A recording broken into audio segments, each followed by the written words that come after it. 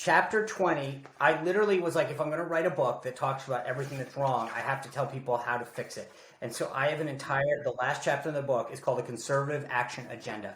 It talks about things that you can do, books that you can be read, ways to engage in your community. But that's the key thing.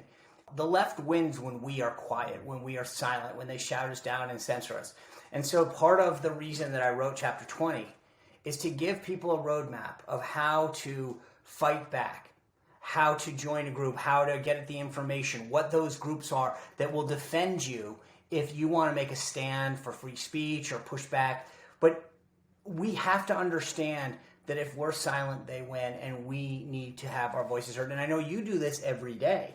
But part of this is being informed. And one of the things that when I talked earlier a moment ago about DC is having the facts to push back. So real quickly, when the Democrats say we want the residents of the District of Columbia to have voting rights, I think to myself, oh, I do too. That makes actual sense, right? Gosh, we all want to have the right to vote. This is America. And so normally you'd say, gosh, I'm with them.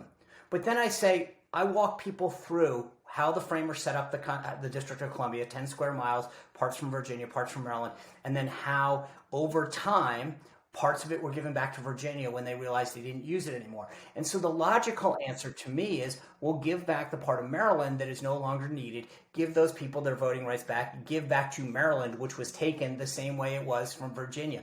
Well, why don't you do that? Well, you don't do it because you don't get a state when you do it that way in Democratic senators. But we on the right need to have the facts. We need to be able to walk up to people and say, really, let me say this. I support DC voting rights too. So here's what I want to do. I want to support Maryland getting part of it back. And frankly, I think Republicans should pick up the mantle and champion it.